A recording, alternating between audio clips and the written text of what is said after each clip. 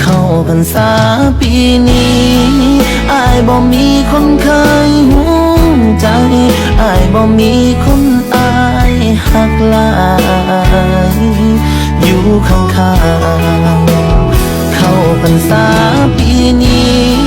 อายเหมือนเทียนที่ขาดแสงไฟบ่หูสิต่อสิตั้งเทียนคู่ให้เพราะบ่มีเจ้าอยู่ข้างๆกอดได้หอมได้แค่ความทรงจำที่อายเก็บไว้บ่เคยจางแม้เรื่องเฮาทุกอย่างปีนี้อายเฮ็ดได้แค่เพียงคิดฮอ